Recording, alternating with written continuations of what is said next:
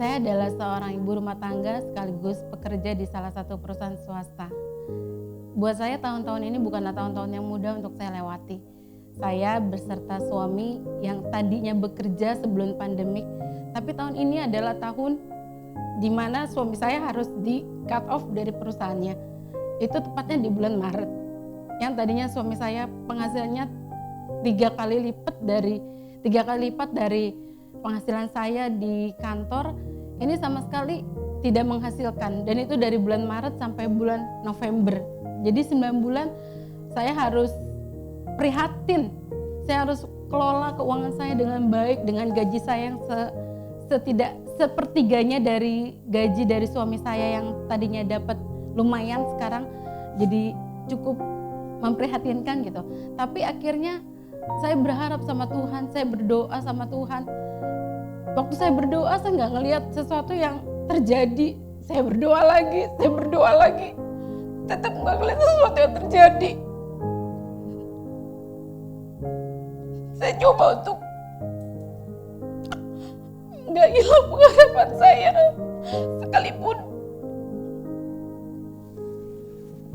sekalipun iman saya, jujur saya mau bilang ada pasang surutnya, tapi saya ikut doa pagi bareng anggota-anggota yang ada di GBI Fatmawati. Saya didoakan, saya dikuatkan. Mungkin saya nggak ketemu secara langsung dengan hamba-hamba Tuhan di tempat ini, tapi mereka mendoakan saya. Mereka selalu tanya bagaimana kabar saya. Saya mau bilang, saya bersyukur dikelilingin orang-orang yang luar biasa dalam hidup saya. Bukan satu perkara yang mudah. Jujur dalam hati saya bukan satu perkara yang mudah. Karena saya harus berjuang. Saya memiliki 3 orang anak. Ibu mertua saya juga ada dan tinggal bersama-sama dengan saya. Dan tiap hari harus pakai pampers karena sakit stroke. Tapi saya berharap sama Tuhan. Tuhan, saya butuh pekerjaan apa aja dari pekerjaan yang baik, karena suami saya cukup punya jabatan waktu itu di tempat kerjanya. Sampai aku bilang, Tuhan, saya mau kerja apa aja untuk suami saya. Saya sudah coba telepon, saya sudah kirim tanya-tanya bahkan sama hamba-hamba Tuhan, bahkan pekerjaan yang kasar sekalipun, mungkin OB, tapi ternyata nggak kunjung dapet. Akhirnya saya bilang, ini adalah ulang tahun pernikahan saya di bulan November. Saya bilang sama Tuhan, saya mau kado ulang tahun pernikahan saya untuk suami saya kerja. Saya berharap sama Tuhan. Sampai akhirnya setiap saya berangkat ke kantor, saya bilang sama Tuhan, Tuhan, ada begitu banyak gedung-gedung, ada begitu banyak perkantoran. Saya berdoa supaya Tuhan memberikan gedung, saya berdoa supaya Tuhan memberikan pekerjaan kepada suami saya. Sampai akhirnya di bulan ini Tuhan memberikan pekerjaan, satu pekerjaan yang baik, yang saya bilang kepada suami saya, ada pekerjaan di salah satu perusahaan dan suami saya menyambut dengan baik. Buat saya itu suatu anugerah. Sampai akhirnya saya bilang, Tuhan, terima kasih. Bahkan saya juga mau bilang sama orang-orang di sekitar saya, hamba-hamba Tuhan, keluarga yang sudah mensupport saya, memberikan banyak ketika saya nggak punya. Banyak hal saya dibantu gitu, banyak hal saya ditolong. Saya mau bilang sama Tuhan, tahun ini tahun yang gampang saya lewati, tidak gampang sama sekali. Tapi di akhir tahun, di menjelang Natal, saya menerima berkat yang luar biasa.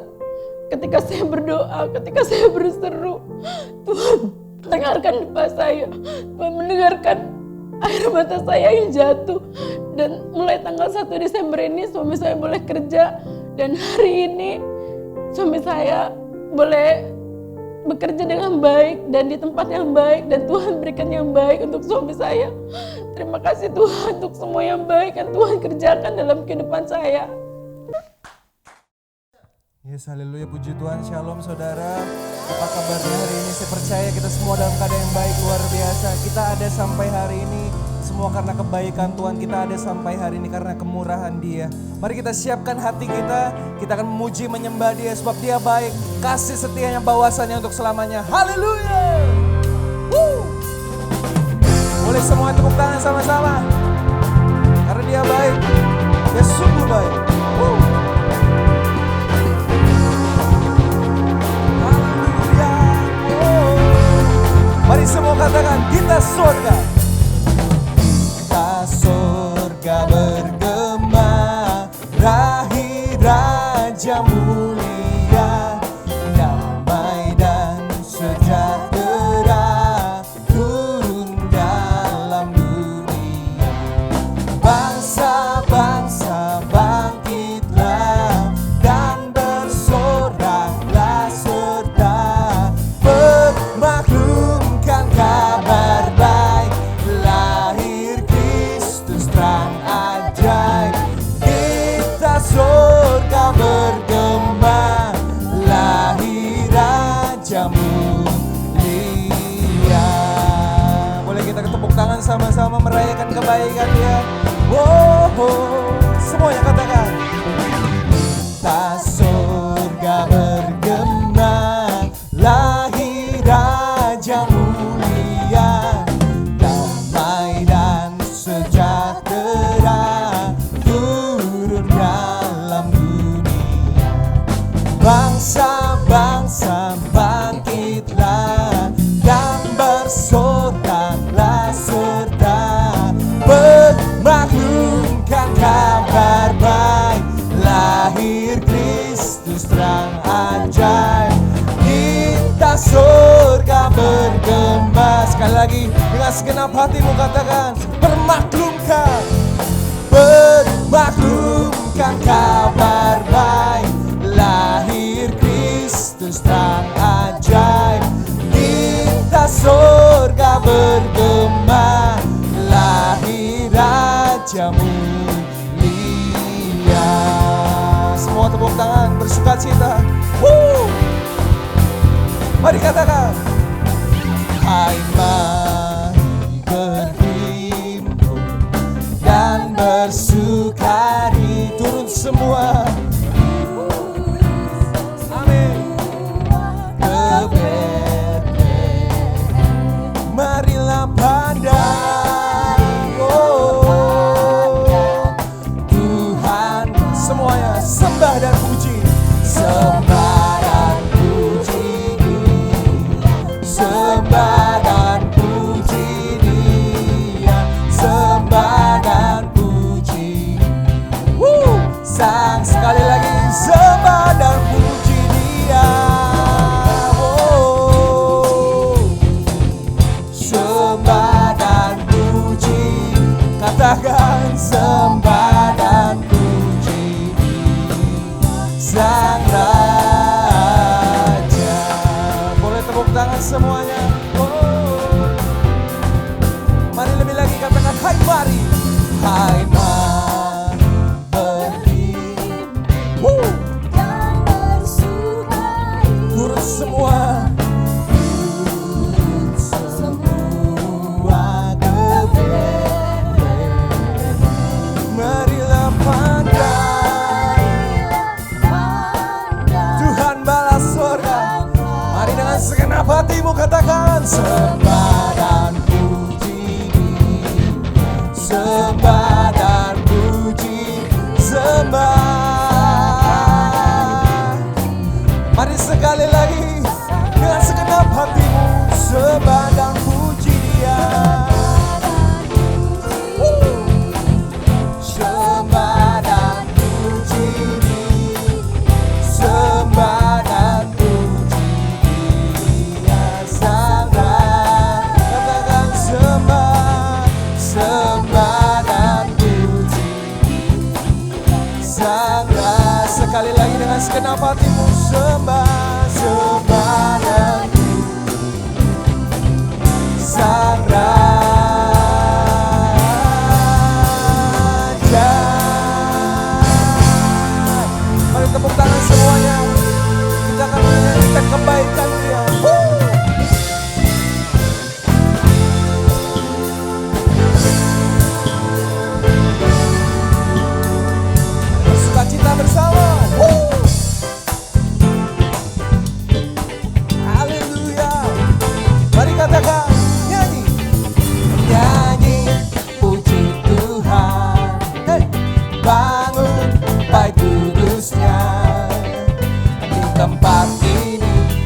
Yesus telah hadir, kemuliaan Tuhan dinyatakan. Oh, sukacita, oh, oh, oh, baik kudusnya, persembahkanlah seluruh hidupmu bagi kemuliaannya.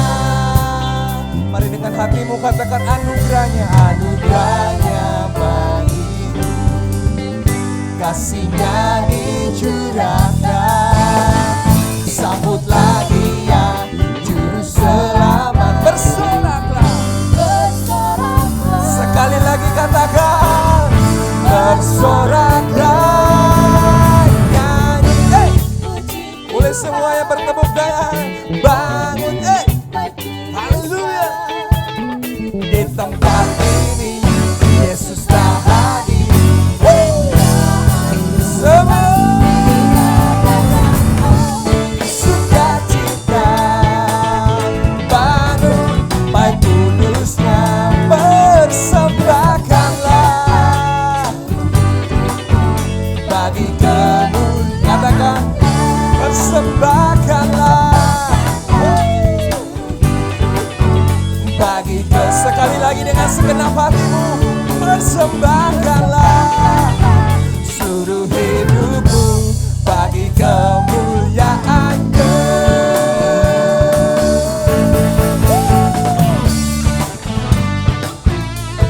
Mari semua dengan segenap hatimu katakan, nyanyi. Boleh kita kasih tepuk tangan yang terbaik buat Tuhan kita. Sorakan haleluya. Kau dahsyat Tuhan, Kau luar biasa. Sebelum kita masuk lebih lagi dalam hadirat Tuhan, kita akan mendengarkan Voice of Pentecost hari ini. Haleluya.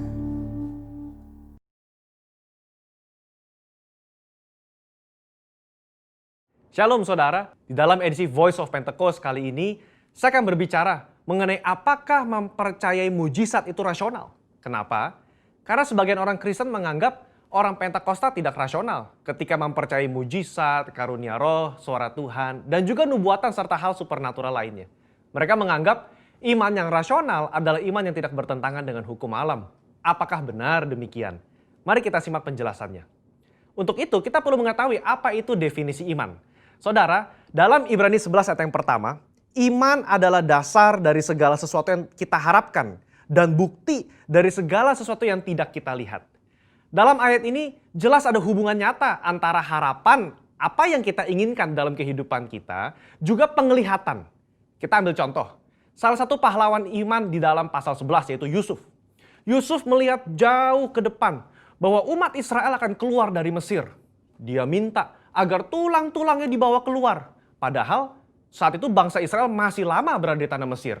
Tetapi itulah iman. Iman Yusuf menjadi dasar dari sesuatu yang dia harapkan sesuai dengan janji Tuhan. Dan dia berani berkata-kata. Pembacaan seperti inilah yang ditegaskan oleh umat Pentakosta ketika kita berbicara tentang iman. Bahwa apa yang dialami oleh tokoh Alkitab dapat juga dirasakan dan dialami oleh kita hari ini.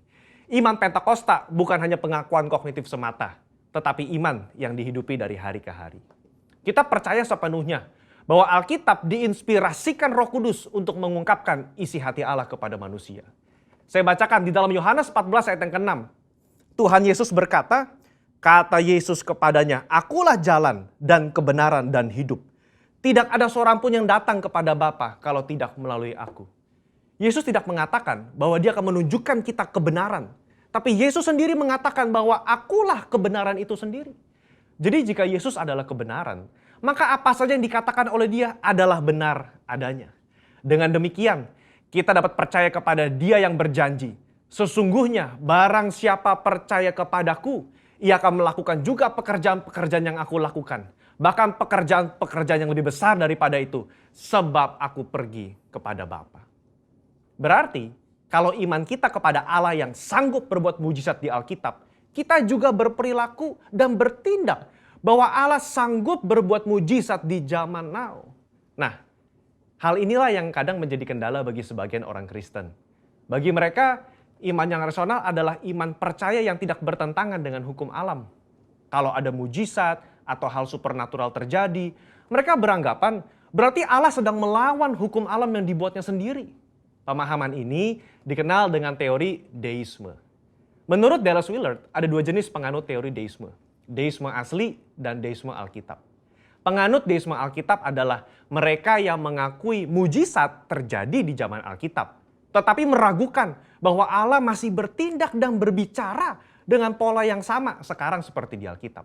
Dengan kata lain, Allah mengundurkan diri setelah Alkitab selesai ditulis. Kalau penganut deisme asli, lebih ekstrim lagi. Mereka percaya Allah tidak terlibat aktif dalam dunia manusia setelah alam semesta diciptakan. Dunia hanya berputar kepada poros ilmu pengetahuan dan hukum alam saja. Nah, konsep ini, saudara, dipelopori oleh David Hume dan Baruch Spinoza. Baruch Spinoza berkata, mujizat tidak mungkin terjadi. Kenapa? Karena jika Allah melakukan hal yang supernatural, maka dengan sendirinya Allah melawan hukum alam yang diciptakannya sendiri. Sehingga ada inkonsistensi dalam diri Allah. Pemikiran ini nggak tepat. Karena mereka mengabaikan sosok Allah yang berdaulat, yang ada di luar dimensi ruang dan waktu manusia. Ketika mujizat terjadi, Allah tidak menentang hukum yang dibuatnya sendiri. Tapi dia mengintervensi agar maksud dan tujuan ilahinya tercapai. Sebagai ilustrasi, jika saudara melepaskan buah apel, maka apel tersebut akan jatuh ke tanah. Tapi jika tiba-tiba ada seseorang menangkap apel tersebut sebelum menyentuh tanah, maka bisa dikatakan orang tersebut telah mengintervensi hukum gravitasi, bukan mengubah atau bahkan meniadakannya. Sama dengan mujizat.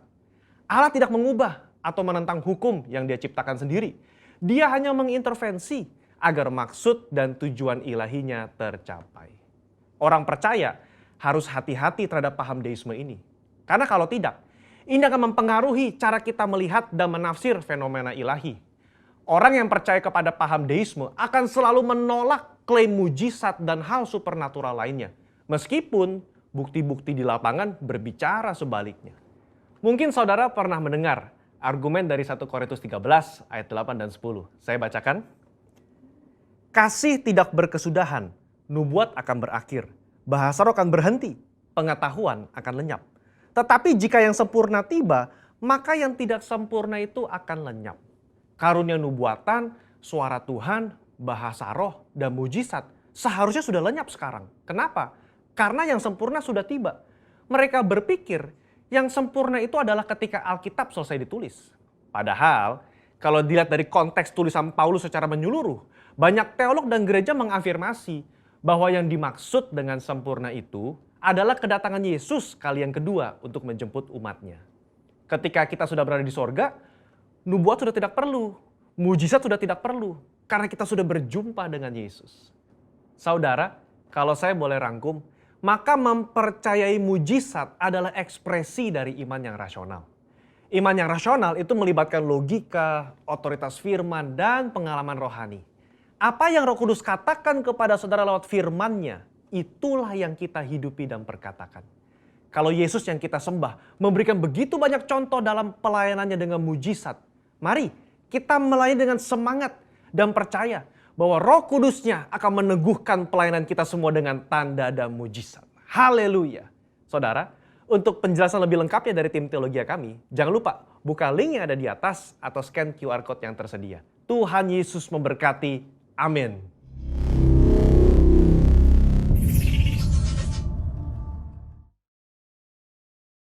Haleluya. Terima kasih Tuhan, Kau ada Tuhan. Sampai hari ini Tuhan, kepada setiap kami Tuhan, Kau setia Tuhan. Kau tidak pernah meninggalkan setiap kami Tuhan. Terima kasih Aba, terima kasih Bapa. Kami ada Tuhan hari ini untuk menyembah-Mu, memuji-Mu Tuhan. Izinkan kami bisa masuk lebih lagi Tuhan dalam hadirat-Mu Tuhan. Menikmati kasih-Mu Bapa. Oralaba takaralaba yeshanda takaralaba. Thank you Lord Jesus.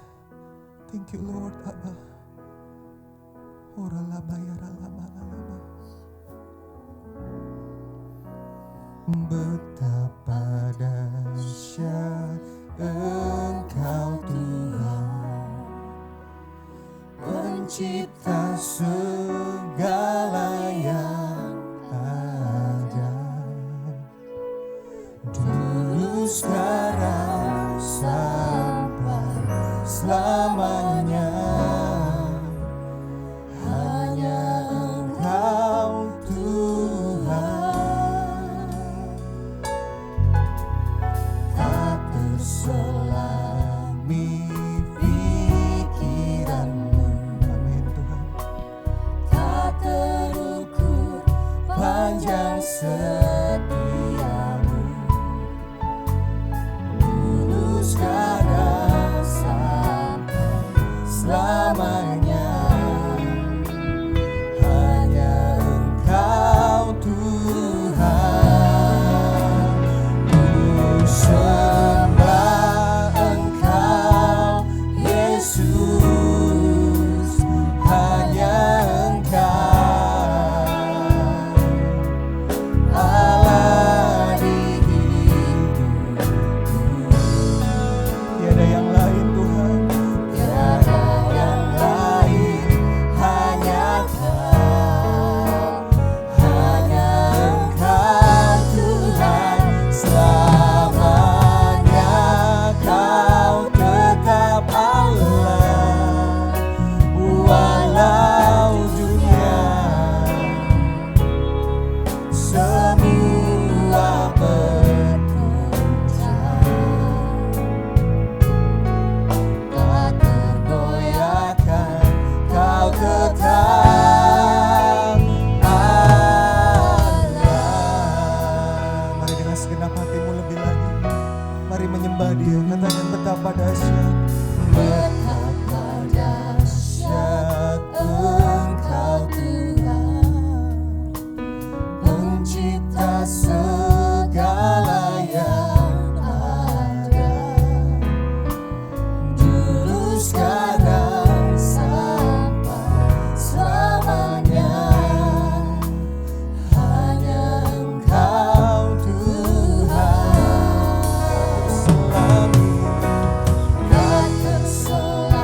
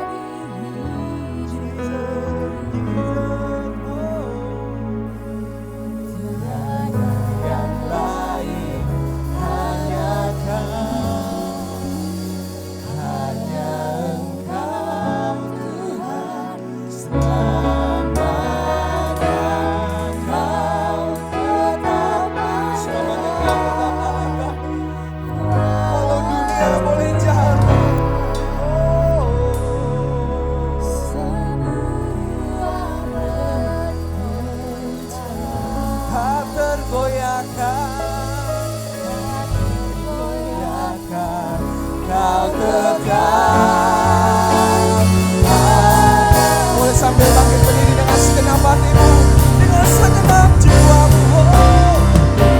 Sembah Engkau Yesus, hanya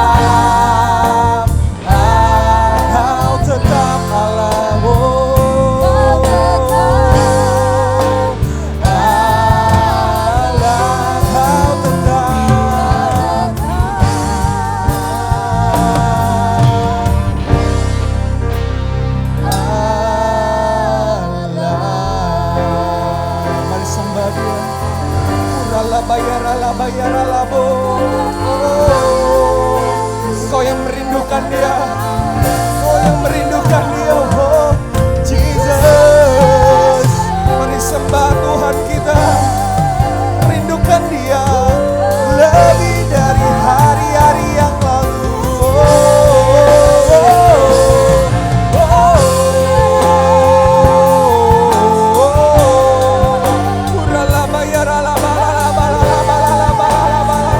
Biar Engkau yang kami senangkan Tuhan, Engkau Tuhan. Wow, mari Engkau yang ada di rumah sembah Tuhan.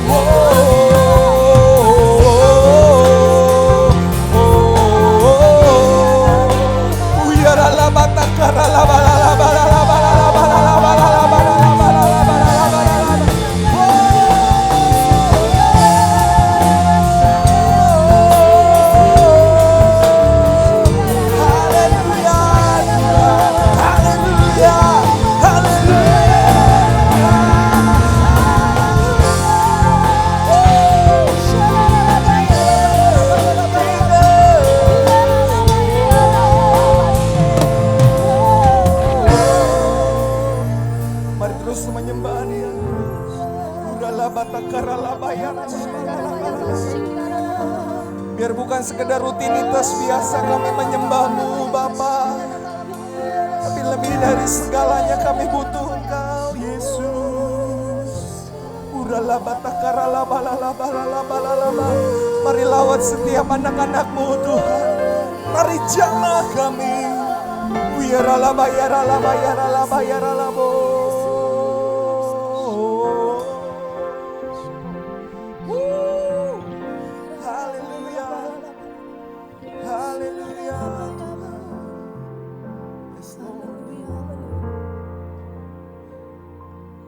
Engkaulah Tuhan, Engkaulah Raja, berdaulat atas hidupku, ku berserah. Engkaulah Tuhan, Engkaulah, ini kami anak-anak-Mu Tuhan, Engkaulah Raja, oh Engkau berdaulat, berdaulat atas hidupku, ku mari lebih lagi segenap hatimu. Engkaulah Tuhan, Engkaulah Raja,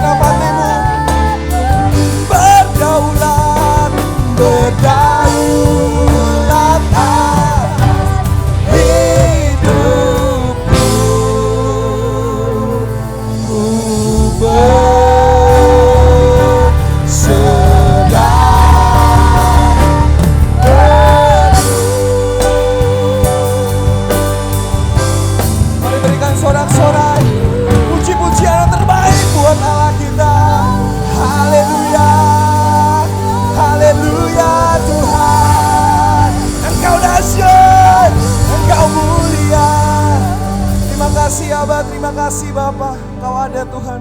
Buat setiap kami Tuhan, kami boleh Tuhan menikmati hadirat-Mu Tuhan. Kami boleh Tuhan merasakan kuasa-Mu yang ada di tengah kami Tuhan. Even kami ada di rumah Tuhan, tapi kami percaya Tuhan, setiap umat-Mu yang merindukan kuasa-Mu Tuhan, boleh mengalami kesembuhan, boleh mengalami mujizat yang masih ada sampai hari ini Tuhan. Terima kasih Tuhan Yesus. Dan sebelum kami dengar firman-Mu Tuhan, kami akan mendengarkan Pentakosta yang ketiga Tuhan. Terima kasih Tuhan Yesus. Haleluya. Amin. Pentakosta ketiga. 1. Pentakosta ketiga adalah pencurahan Roh Kudus yang dahsyat di zaman now, melebihi yang terjadi di Azusa Street. 2. Pentakosta ketiga akan mengakibatkan penuaian jiwa yang terbesar dan yang terakhir sebelum Tuhan Yesus datang kembali. 3. Pentakosta ketiga akan membangkitkan generasi Yeremia, yaitu anak-anak muda yang dipenuhi Roh Kudus, cinta mati-matian kepada Tuhan Yesus, tidak kompromi terhadap dosa, dan akan bergerak untuk memenangkan jiwa. 4. Pentakosta ketiga lahir di Indonesia dan bergerak ke bangsa-bangsa. Gerakan ini dari timur ke barat dan akan kembali ke Yerusalem. 5. Pentakosta ketiga akan memberikan kuasa untuk menyelesaikan amanat agung, dan setelah itu Tuhan Yesus datang kembali. Jemaat yang dikasihi Tuhan, mari kita berdoa bersama-sama sebelum kita mendengarkan firman Tuhan hari ini. Bapa, dalam nama Tuhan Yesus Kristus, kami sungguh bersyukur kalau hari ini Engkau sekali lagi memberi kesempatan kepada kami untuk mendengarkan firman-Mu. Kami percaya firman yang kami dengar hari ini adalah firman yang menjawab semua doa-doa kami. Firman yang menjawab semua masalah yang kami hadapi. Oleh firman-Mu kami dipulihkan. Oleh firman-Mu kami diberkati. Oleh firman-Mu kami disembuhkan. Bapa, Engkau sudah mengurapi hamba-Mu. Engkau sudah mengurapi kami semuanya. Berbicaralah Engkau sekarang Tuhan.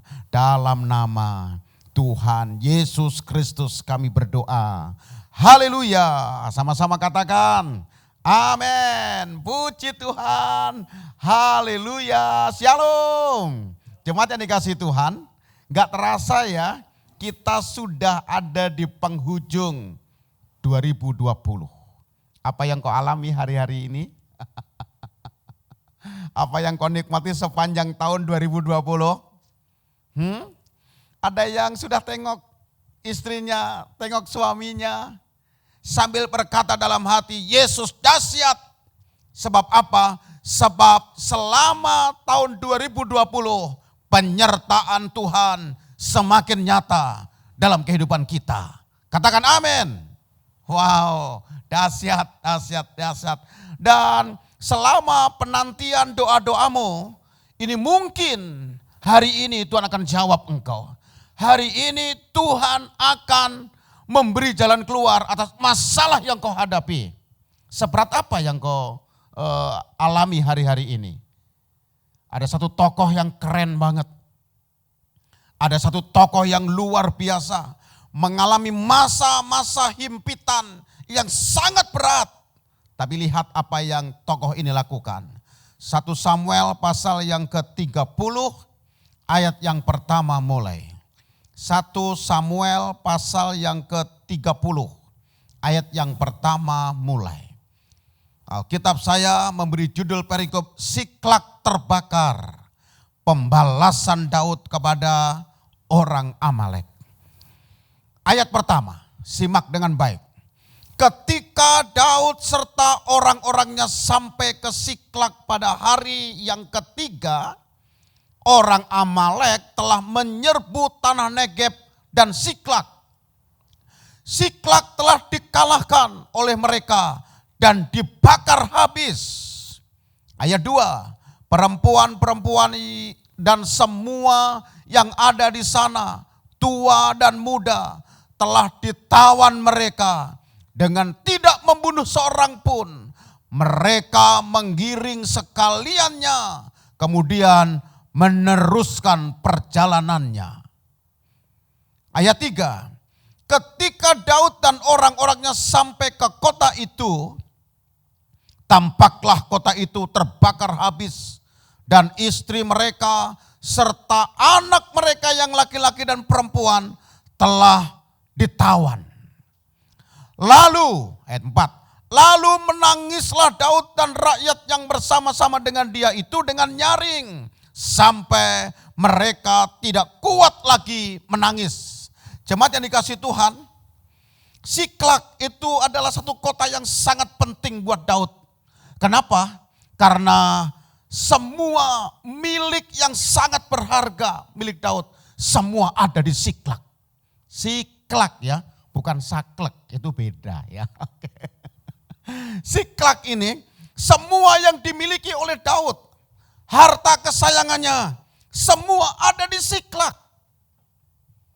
Yang saya maksud harta kesayangan di sini adalah, iya betul, keluarga Daud, istri, dan keluarga-keluarga yang lain. Wah, ini harta yang paling berharga. Bahkan ada lagu ya dulu ya, harta yang paling berharga. Iya, tuh ada yang lanjutin tuh ibu. Waduh, pinter ibu ya. Ambil sepedanya bu, oke. Jadi semua yang Daud miliki ada di Siklak.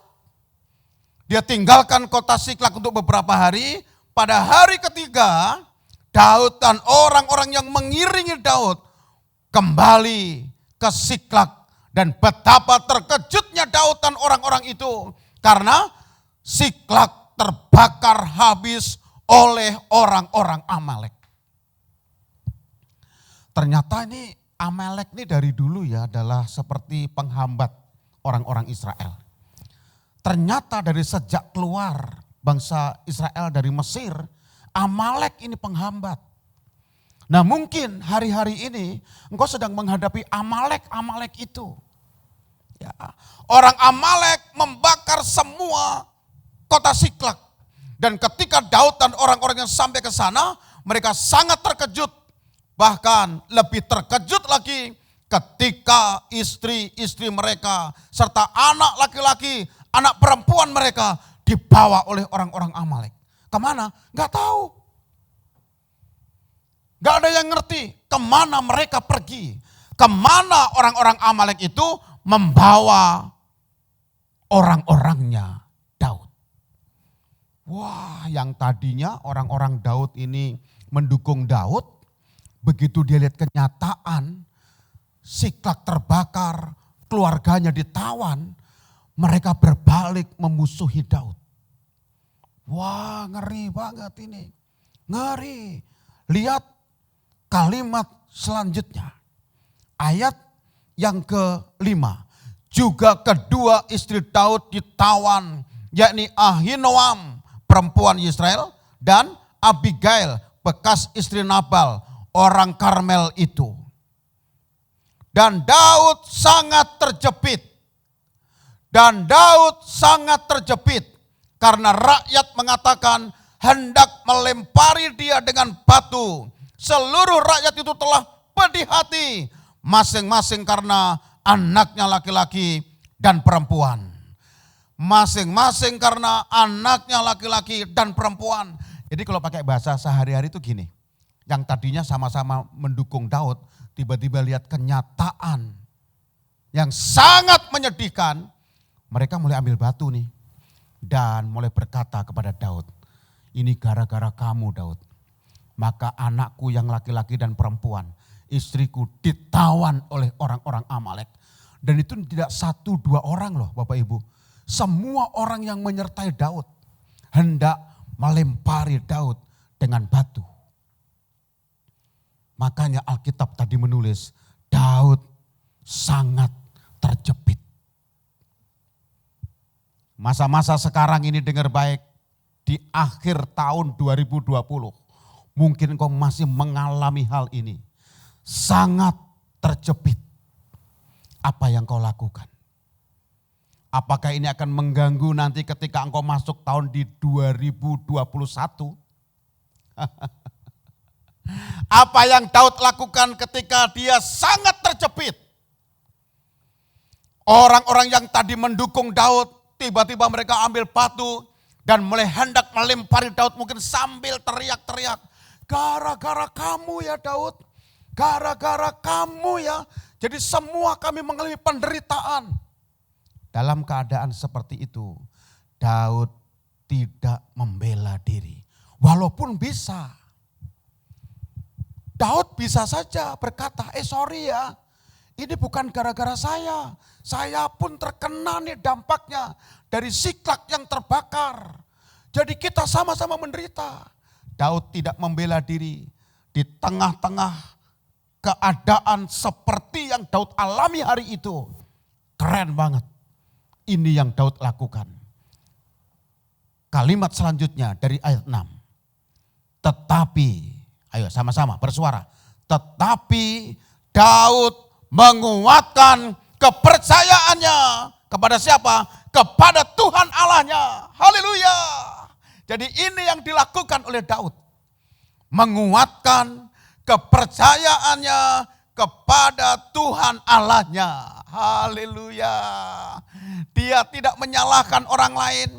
Dia tidak balik menyerang orang yang menyalahkan dia. Tetapi ini yang dilakukan. Menguatkan kepercayaannya kepada Tuhan Allahnya. Kalau dalam bahasa sehari-hari lebih gampang dimengerti.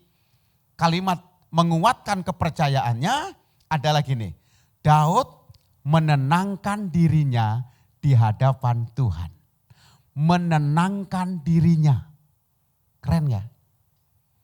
Saat engkau sedang terjepit.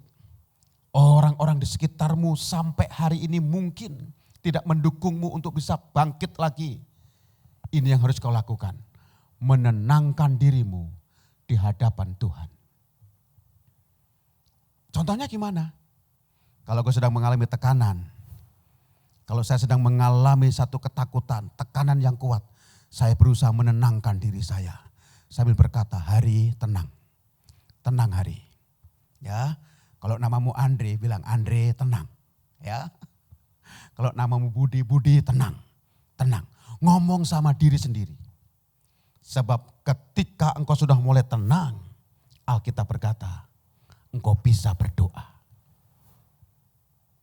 Tenanglah supaya kamu bisa berdoa. Daud telah melakukan langkah yang dahsyat.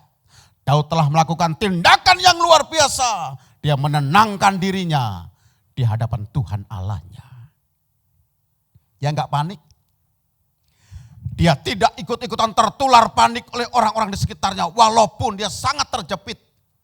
Tapi dia berusaha untuk apa? Menenangkan dirinya. Masih ingat mungkin? Bulan-bulan awal dulu masa-masa pandemi ya. Banyak orang panik. Banyak orang panik. Ya.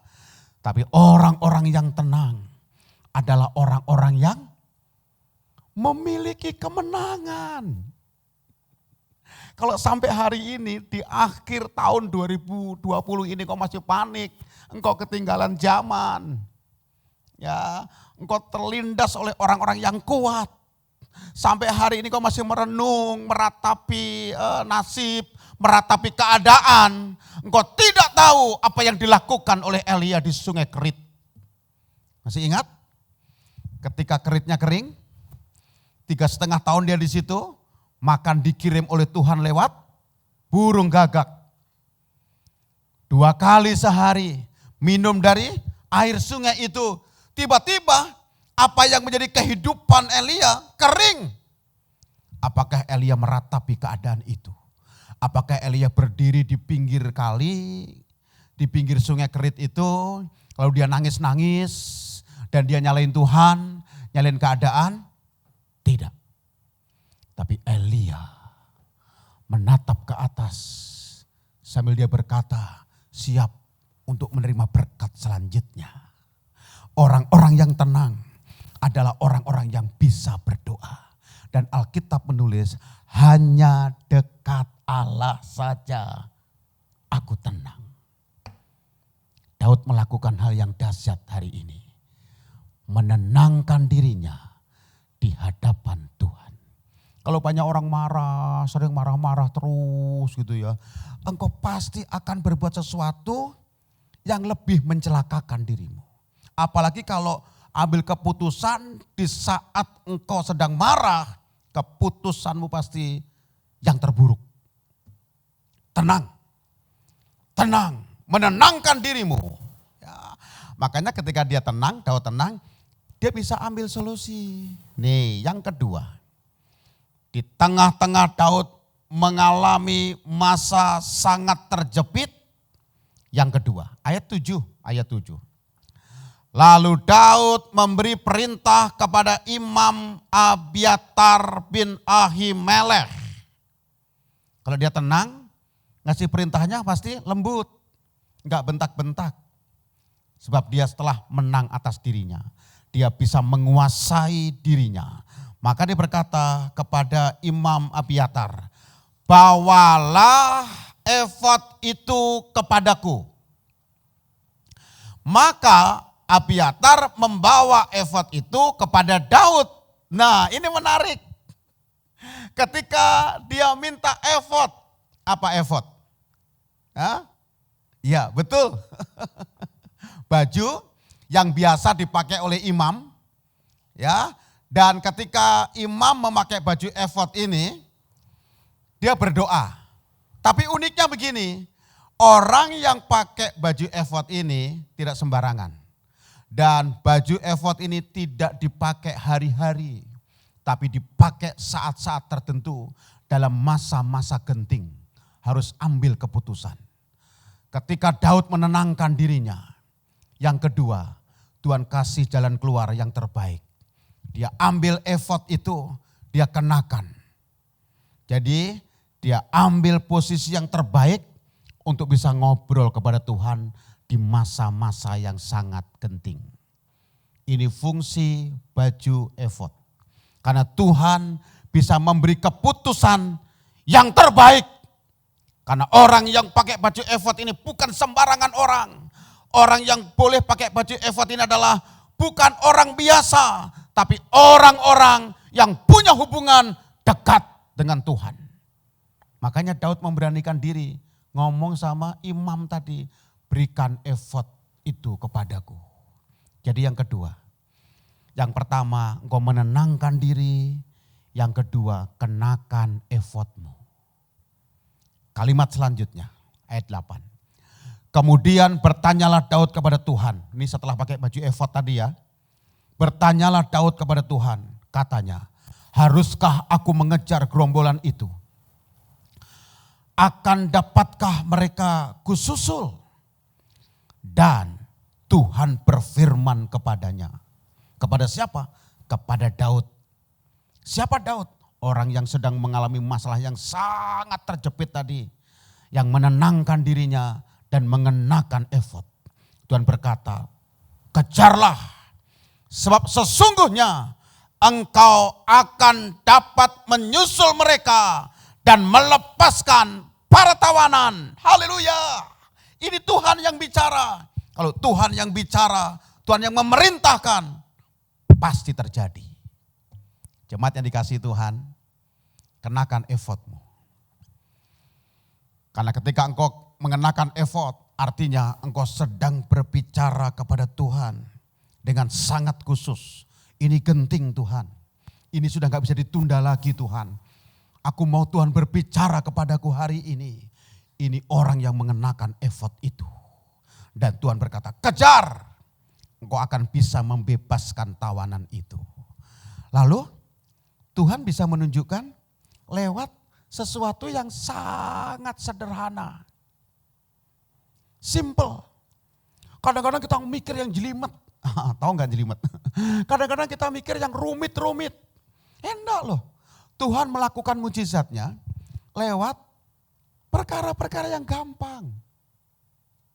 Ingat waktu Musa diutus oleh Tuhan untuk membawa orang Israel keluar dari Mesir. Musa takut sebetulnya. Nah, Musa minta tanda. Tuhan, ya udah aku mau nih, tapi kasih tanda. Kalau orang Israel itu nanya, apa buktinya bahwa Tuhan menyertai aku? Tuhan gak usah repot-repot. Tuhan tanya, di tanganmu ada apa? Musa maksudnya ya. Di tanganmu ada apa? Tongkat Tuhan. Ya udah itu. Ya ampun, masa tongkat Tuhan? Lemparkan tongkat itu. Dan jadi ular.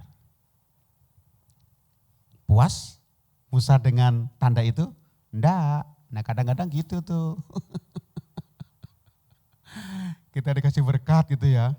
Nih mintanya nih, Dikasih mintanya sesuai dengan doa kita. Nih, ya minta lagi Tuhan. Nah itu tuh.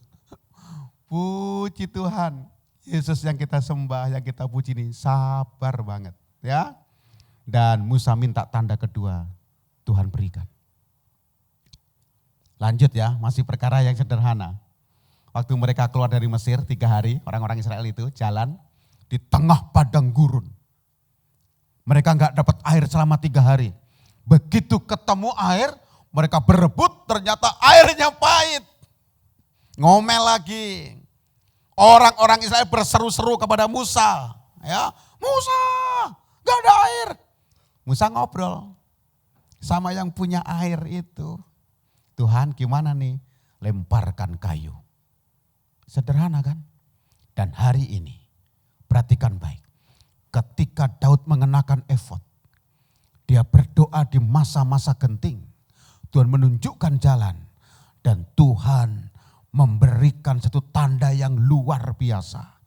Pelan-pelan ya, dengar pelan-pelan. Kemudian, nih ayat yang ke-10. Maka Daud melanjutkan pengejaran itu beserta 400 orang. 200 orang yang terlalu lelah untuk menyeberangi sungai besar itu berhenti di sana. Kemudian mereka menemui seorang Mesir di padang lalu membawanya kepada Daud. Mereka memberi dia roti, lalu makanlah ia. Kemudian mereka memberi dia minum air. Ini siapa nih orang Mesir ini? Sendirian di situ. Ternyata dia adalah seorang budak, orang-orang Amalek yang ditinggalkan oleh rombongan orang-orang Amalek. Tuh, jalan Tuhan kan. Jadi orang Mesir ini sendirian. Budak ini sendirian di situ. Karena waktu itu dia sakit, ditinggallah oleh rombongan orang-orang Amalek. Dan Daud, orang-orangnya Daud melihat dia kasih minum air. Kasih makan roti. Kenapa? Kalau sudah minum, sudah makan, kan kenyang. Kalau kenyang, dia bisa ngomong. Tuh, sederhana sekali. Lalu ditanya, siapa kamu? Oh, aku nih budaknya orang-orang Amalek. Aku ditinggalkan di sini karena aku sakit. Wah, jalan keluar nih. Dibawanyalah orang ini ke Daud. Dan Daud tanya, kemana mereka lari? Tuh kan. Kalau zaman sekarang pakai Google Map. Kemana nih istri dan rombongan orang Amalek nih? Cari. Hari itu Tuhan kirimkan tanda kutip Google Map. Lewat siapa? Orang yang tidak dianggap. Budak. Seorang budak yang memberi jalan keluar. Untuk masalah yang Daud alami. Jadi yang ketiga, jangan sepelekan orang-orang yang ada di sekitarmu. Jemaat yang dikasihi Tuhan. Pertolongan Tuhan sungguh nyata sesuai dengan janjinya tadi. Bahwa engkau dapat mengejar orang-orang Amalek dan engkau membebaskan para tawanan. Lihat kalimat, saya lompat langsung ya. Ke ayat yang ke-17, ayat 17. Dan pada keesokan harinya Daud menghancurkan mereka, orang-orang Amalek, dari pagi-pagi buta sampai matahari terbenam. Tidak ada seorang pun dari mereka yang lolos, kecuali 400 orang muda yang melarikan diri dengan menunggang unta. Daud melepaskan semua apa yang dirampas oleh orang Amalek itu. Juga kedua istrinya dapat dilepaskan Daud. Tidak ada yang hilang pada mereka. Dari hal yang kecil sampai hal yang besar. Sampai anak laki-laki dan anak perempuan. Dari jarahan sampai segala sesuatu yang telah dirampas mereka. Semuanya sama-sama dibawa Daud kembali. Haleluya. Beri kemuliaan buat Tuhan. Dahsyat banget.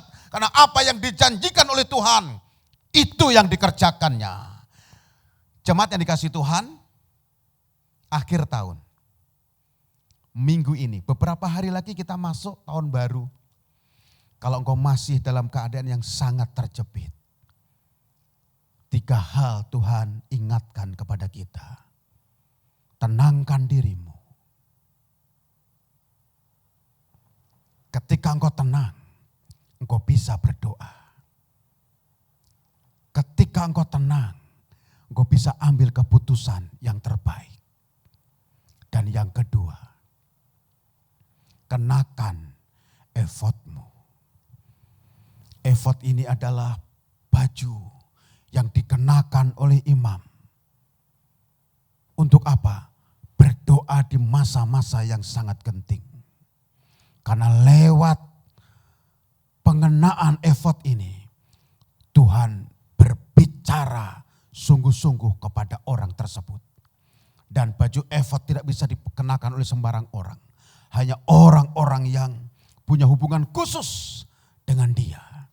Dan hari ini engkaulah orangnya yang memiliki hubungan khusus dengan Tuhan. Ambil waktu untuk menyendiri, berdoa kepada Tuhan. Ambil keputusan yang tepat sebelum kau memasuki tahun baru, tahun 2021. Kenakan efodmu. Dan yang ketiga, jangan sepelekan orang-orang yang ada di sekitarmu. Mungkin itu orang-orang yang tidak pernah kau anggap selama ini. Perhatikan tadi caranya Tuhan membawa Daud untuk bertemu dengan rombongan orang-orang Amalek itu. Lewat siapa? Yes, seorang budak yang ditinggalkan oleh orang-orang Amalek. Seorang budak yang tidak dianggap. Tapi Tuhan bisa kerjakan ini untuk memberkati Daud dan orang-orang yang menyertai Daud. Jangan batasi kuasa Tuhan. Buka hatimu. Tenanglah. Yesus ada buat keluargamu. Yesus ada buat engkau. Tenanglah. Yesus terus menyertai engkau. Tundukkan kepala. Tundukkan kepala. Haleluya, haleluya, haleluya. Mungkin hari ini engkau sudah sungguh-sungguh mulai mau ambil keputusan untuk segera melakukan hal-hal yang tidak baik karena engkau sedang menanti-nanti pertolongan Tuhan. Sampai akhir tahun ini Tuhan gak bicara apa-apa kepadamu. Ini saatnya Yesus berbicara kepadamu. Tenangkan dirimu. Tenangkan hatimu. Dan kenakan efodmu. Supaya engkau bisa mendengar Tuhan berbicara kepadamu. Supaya engkau bisa mendengar Tuhan memberikan jalan keluar atas apa yang kau alami hari ini. Dan nikmati tahun 2021 dengan pertolongan Tuhan yang dahsyat, yang luar biasa. Ambil waktu untuk berdoa. Kalau engkau sempat dan kau hari ini sedang menyaksikan bersama dengan keluarga, berdoalah bersama-sama, menyembah Tuhan. Minta ampun di hadapan Tuhan kalau selama ini kau menyepelekan orang-orang yang ada di sekitarmu. Minta ampun di hadapan Tuhan kalau selama ini kau hanya memaksakan kehendak Tuhan supaya terjadi atasmu. Sekarang alami kekuatannya. Dalam nama Yesus Tuhan jamah, Tuhan pulihkan jemaat demi jemaat. Pribadi demi pribadi, keluarga demi keluarga. Yang hari ini sedang menanti-nantikan pertolongan Tuhan. Dalam nama Yesus, mujizat terjadi atasmu. Mujizat terjadi atasmu dalam nama Yesus. Dalam nama Yesus, engkau yang gak bisa tenang selama ini. Engkau yang panik terus sepanjang tahun kemarin. Dalam nama Yesus, ambil keputusan untuk mengenakan efod dan berdiam diri di hadapan Tuhan. Tuhan jamah, Tuhan jamah, Tuhan jamah, Tuhan jamah dalam nama Yesus. Dalam nama Yesus, terima kasih Tuhan. Terima kasih untuk mujizat-Mu. Terima kasih untuk mujizat-Mu Bapa. Terima kasih untuk kesembuhan. Terima kasih untuk jalan keluar atas masalah yang kami hadapi. Terima kasih untuk firman-Mu yang mengingatkan kami kembali. Terima kasih Tuhan. Dalam nama Tuhan Yesus Kristus kami berdoa, kami bersyukur untuk firman yang sudah kami dengar hari ini. Haleluya, sama-sama katakan. Amin, haleluya, haleluya, puji Tuhan. Haleluya. Mari kita akan akhiri ibadah kita. Kita bangkit berdiri sama-sama. Semuanya. Bagi Dia segala pujian, hormat serta syukur kekal selamanya. Bagi Dia segala pujian, hormat serta syukur selama-lamanya. Mari sambil bangkit berdiri. Bagi Dia segala pujian, hormat serta syukur kekal selamanya. Bagi Dia segala pujian, hormat serta syukur selama-lamanya. Katakan selama-lamanya. Oh, selama-lamanya, selama-lamanya Tuhan, selama-lamanya.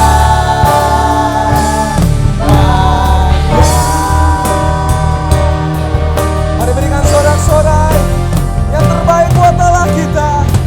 Haleluya.